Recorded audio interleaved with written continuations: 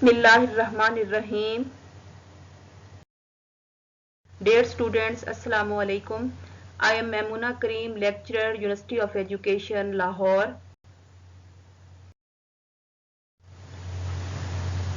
आज हम graph theory में मिनिमम स्पैनिंग ट्री के बारे में पढ़ेंगे।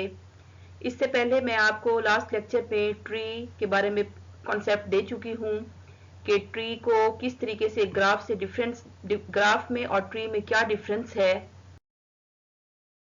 दोबारा देख लेते हैं कि what is a tree. A tree is a connected acyclic graph. कि tree connected acyclic graph. Acyclic graph mean which have no cycle and connected में कि हर वर्टेक्स दूसरे वर्टेक्स से जहाँ पे एक पाथ मिल जाए एक वर्टेक्स से दूसरे वर्टेक्स तक जाने के लिए tree with n nodes containing exactly n-1 edges। कि अगर आपके पास वर्टेक्स 5 हैं तो आपके पास एजेस नंबर ऑफ एजेस 4 होंगे। कि tree is a connected acyclic graph. Tree with n nodes contains exactly n-1 edges. कि आपके पास ये एक ट्री की डायग्राम है। तो अगर आपके पास वर्टेक्स डायग्राम में 1 2 3 4 5 6 हैं then number of edges equal to 5। And the difference between graph and tree is that graph with n nodes contains less than or equal to n into n-1 over 2। Number of edges graph में आप इस फार्मूले से find out कर सकते हैं, जबकि number of edges in a tree is calculated with that formula n-1। n is number of nodes and in the graph here n is also a number of nodes। Then we also discuss spanning tree in last lecture. Suppose we have a connected undirected graph. Connected, every node is reachable from every other node। Connected की definition already discuss की थी कि हर node जो है वो reachable हो from every other node। And undirected because two terms are used in this, connected and undirected। Connected, every node is reachable from every other node and undirected means edges do not have an associated direction। कि जिसमें कोई direction वगैरह mention ना हो, that is called undirected graph। And spanning tree, then a spanning tree of the graph is a connected subgraph in which there are no cycle। Spanning tree is that graph which contains no cycle। This is a connected undirected graph. It is connected because every node is reachable from every other node।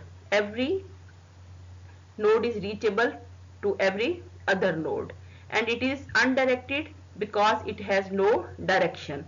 And how we calculate the spanning tree, draw a spanning tree from this graph। कि spanning tree आपने किस तरीके से draw करना है कि spanning tree में कोई साइकिल आपके पास नहीं होना चाहिए। There is no cycle and this is a subgraph of that graph but it has no cycle. तो डिफरेंट देखें, आपके पास स्पैनिंग ट्रीज बने हुए हैं और किसी भी सब ग्राफ में कोई भी साइकिल नहीं है। अगर यहाँ पे कोई एज होगा तो आपके पास साइकिल बन जाएगा, क्योंकि हमारे पास एज यहाँ पे नहीं है तो ये स्पैनिंग सब ट्री कहलाएगा, स्पैनिंग ट्री कहलाएगा। This is also a spanning tree। So spanning tree is that graph, it is a connected subgraph in which there is a no cycle। So there are 4 of the spanning tree of this graph।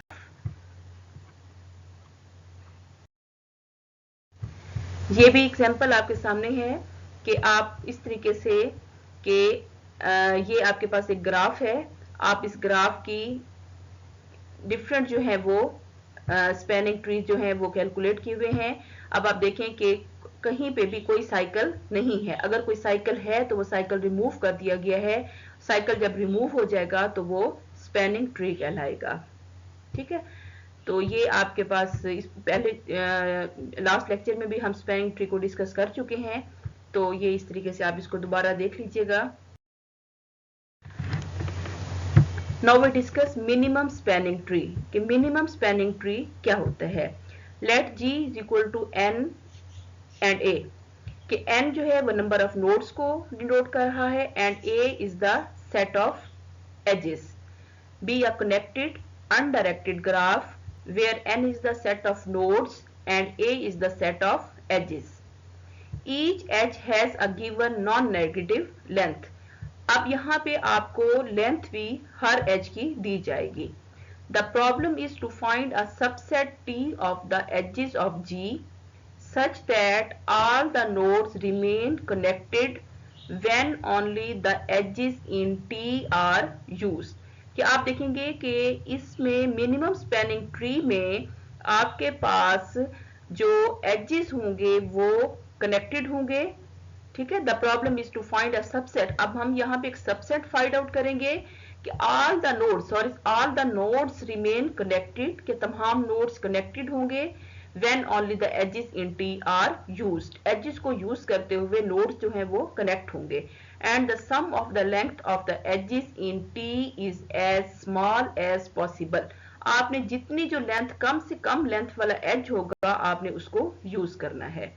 Since G is connected, at least one solution must exist. तो ये example से मैं आपको इसको clear करती हूँ कि minimum spanning tree क्या होता है। कि इसमें एक ग्राफ लेते हैं, algorithms for finding the minimum cost spanning trees, Kruskal algorithm created in 1957 by Joseph Kruskal, and second is Prim's algorithm created by Robert C. Prim. ये दो एल्गोरिथम हैं which are used for finding the spanning trees.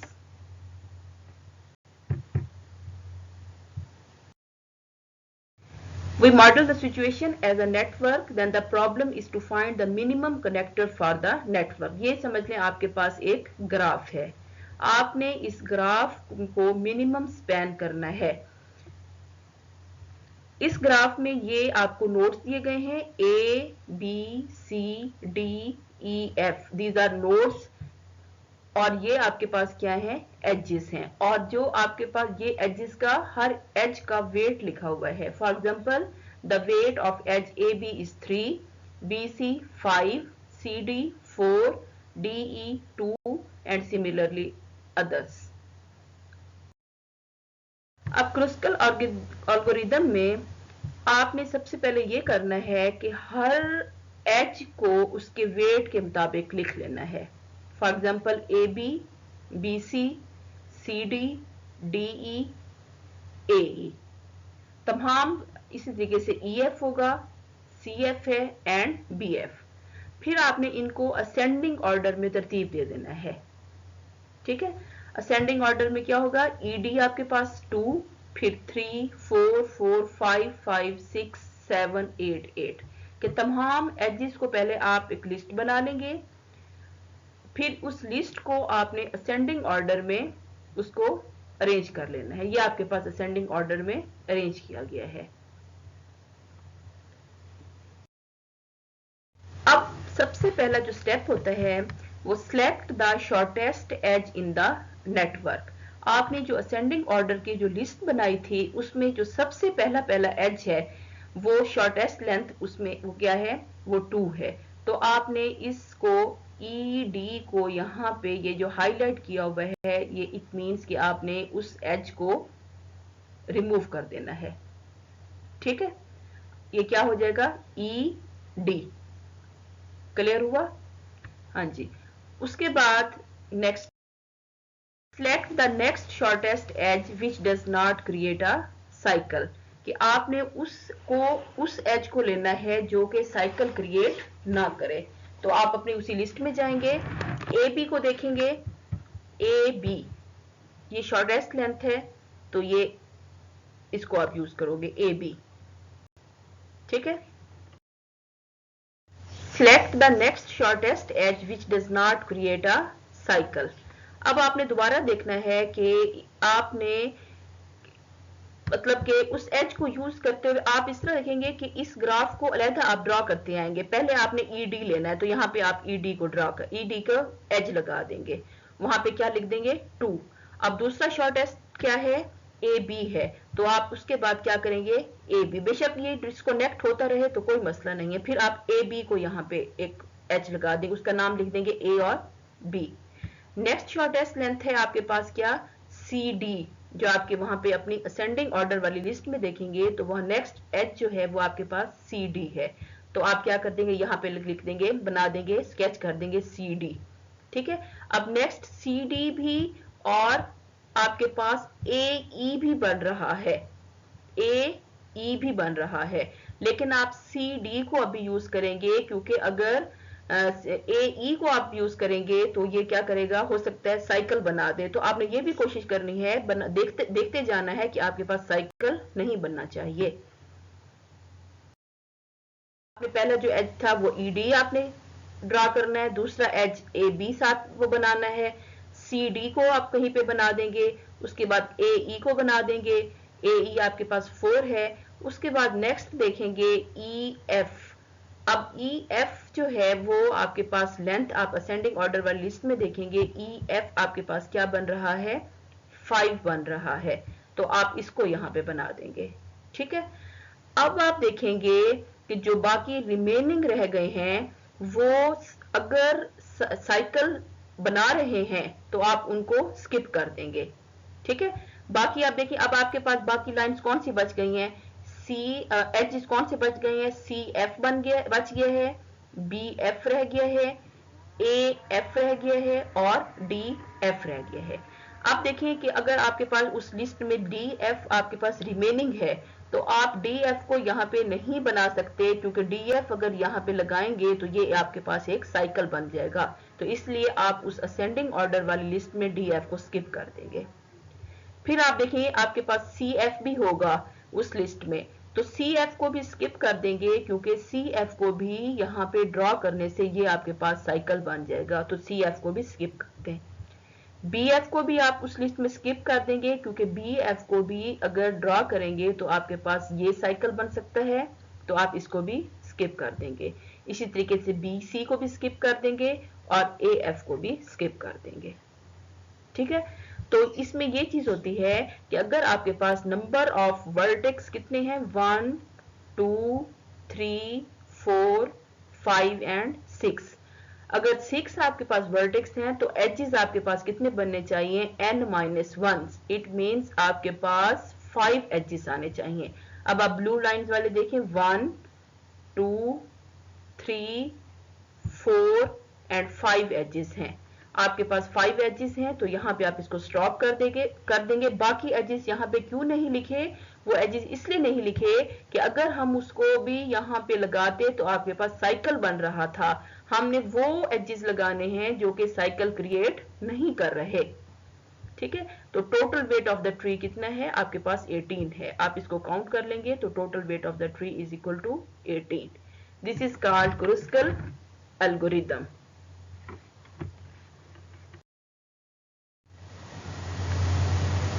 हाँ जी, next है हमारे पास, आपने कोई vertex है वो लेना है, select any vertex.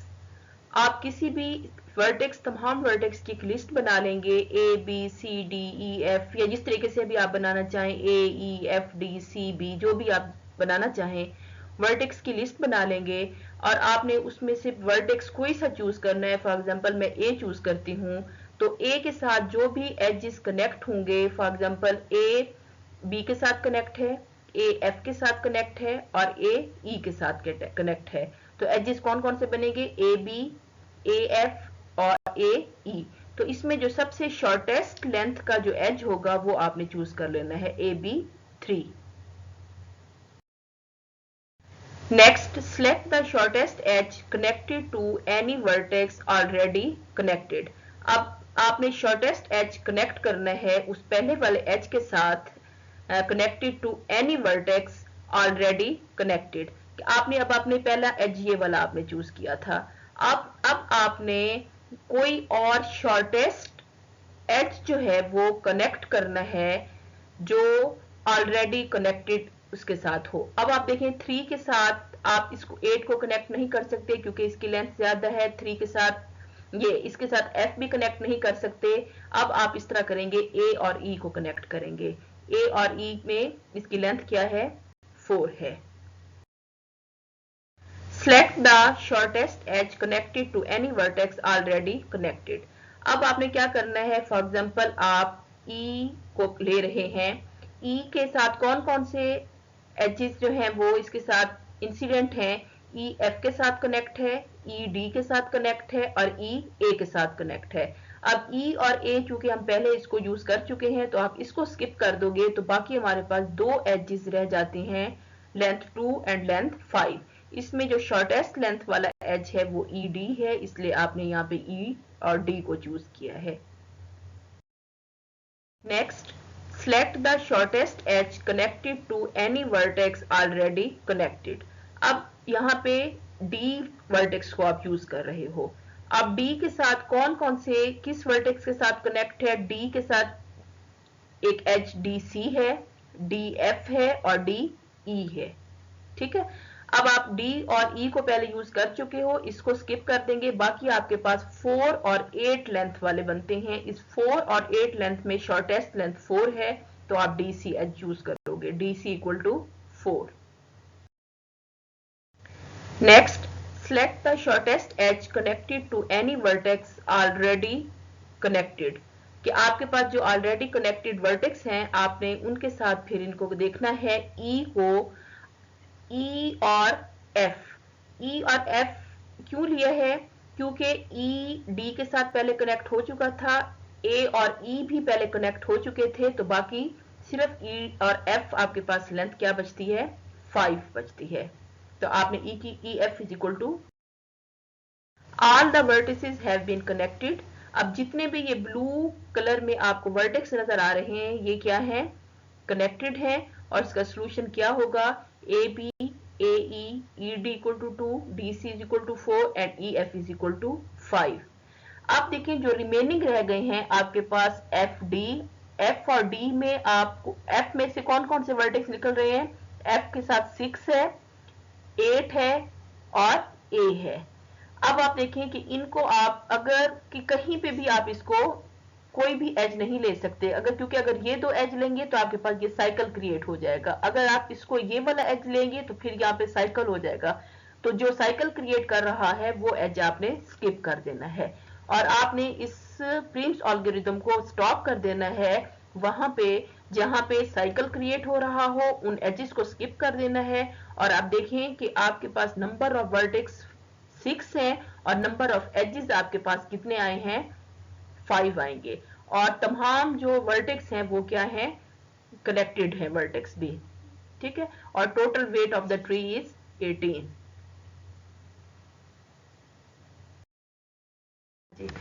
Minimum connected algorithm, Kruskal algorithm और प्रिम्स एल्गोरिथम को हमने स्टडी किया है। इन दोनों में डिफरेंस क्या है कि select the shortest edge in a network, कि इसको एज से स्टार्ट करते हैं, जो मैंने आपको बताया था कि पहले आपने एजेस को लिस्ट बनाई थी, फिर उन एजेस को आपने असेंडिंग ऑर्डर में लिखा था। प्रिम्स एल्गोरिथम में क्या करते हैं, आप एक वर्टेक्स से स्टार्ट करते हैं कि पहले एक वर्टेक्स को देखते हैं कि उस वर्टेक्स के साथ कौन कौन से एजेस जो हैं वो इंसिडेंट हैं, फिर उन एजेस में जो सबसे एज शॉर्टेस्ट लेंथ का होता है आप उसको ले लेते हैं। ठीक है, सेकंड में select the next shortest edge which does not create a cycle। जब आप एक शॉर्टेस्ट एज बना लेते हैं उसके बाद नेक्स्ट शॉर्टेस्ट एज लेते हैं और इसमें आप ये भी केयर करते हैं कि आपके पास कहीं साइकिल तो नहीं क्रिएट हो रहा। select the shortest edge connected to that vertex, कि आपने जो एज उसके साथ कनेक्ट होता है वर्टेक्स के साथ आप उसको सिलेक्ट करते हैं। repeat step 2 until all vertices have been connected। आप अपने स्टेप 2 को बार बार रिपीट करते रहते हैं कि यहां तक के कि सारे वर्टेक्स जो हैं वो कनेक्ट हो जाते हैं। जहां पे कनेक्ट हो जाए वहां पे आप उसको स्टॉप कर देते हैं और आपने ये भी करना है कि कहीं पे साइकिल भी नहीं बनना चाहिए। select the shortest edge connected to any vertex already connected, कि आपने शॉर्टेस्ट एज लेना है और उसको ऑलरेडी जो कनेक्टेड वर्टेक्स है उसके साथ इसको कनेक्ट करना है। Repeat step 3 until all the vertices have been connected. आपने स्टेप 3 को रिपीट करना है यहां तक कि सारे वर्टेक्स जो हैं वो कनेक्ट हों। क्रुस्कल एल्गोरिदम में और प्रिम्स एल्गोरिदम में दोनों में ये डिफरेंस है कि क्रुस्कल एल्गोरिदम में पहले आपको डिसकनेक्टेड ग्राफ मिलेगा और बाद में वो कनेक्ट हो जाएगा, और प्रिम्स एल्गोरिदम जो होता है वो पहले से ही आपको स्टार्ट से ही कनेक्टेड की फॉर्म में आपको मिलता है। ठीक है, और जो ये क्रुस्कल एल्गोरिदम होता है इसमें आपने ये करना है कि अगर किसी ग्राफ में आपको लूप्स और पैरेलल एजेस मिलने हैं तो आपने उनको सबसे पहले बगैर किसी कंडीशन के रिमूव कर देना है। लूप्स को तो बगैर किसी कंडीशन के रिमूव कर देना है, लेकिन अगर पैरेलल एजेस आ जाते हैं तो पैरेलल एजेस में आपने मिनिमम वेट वाले को रिमूव नहीं करना, जो ज्यादा लेंथ वाला है उसको आपने रिमूव कर देना है। क्रुस्कल एल्गोरिदम की मैं कंडीशन बता रही हूं कि remove all the loops and parallel edges but in parallel edges keep minimum weight. फिर आपने सेकंड नंबर में क्या करना है, आपने लिस्ट ऑफ ऑल एजेस, आपने उसकी सबकी एजेस की लिस्ट बना लेनी है और फिर उसके बाद आपने उसको असेंडिंग ऑर्डर में आपने अरेंज कर लेना है। ठीक है, थर्ड नंबर पर इसका स्टेप होता है कि take n-1 edges from the ascending list, कि आपने वहां तक जाना है कि जहां पर आपको n-1 एजेस मिल जाएं, जितने एजेस आपको रिक्वायर्ड है वहां पे आपने इसको स्टॉप कर देना है। लेकिन आप लोगों ने ये ख्याल करना है कि आपके पास साइकिल क्रिएट ना हो। ठीक है, ये था क्रुस्कल एल्गोरिदम। और जो प्रिम्स एल्गोरिदम है उसमें भी आपने ये करना है, पहला स्टेप दोनों में सेम है कि आपने remove loops and parallel edges but in parallel edges keep minimum weight. ठीक है, अब प्रिम्स एल्गोरिदम में आपने जब कोई नया एज ऐड करना है तो उसमें से आपने देखना है कि जो मिनिमम लेंथ का हो, जिसका मिनिमम वेट हो, आपने उस एज को सिलेक्ट करना है। ठीक है, out of the edges from already visited vertex, आपने, और आपके पास कोई साइकिल भी उसमें अलाउड नहीं है, और आपने इसको भी वहां पे स्टॉप कर देना है जब आपके पास रिक्वायर्ड n-1 एजेस आपके पास आपको मिल जाए तो आपने वहां पे इसको स्टॉप कर देना है। Thank you very much dear students.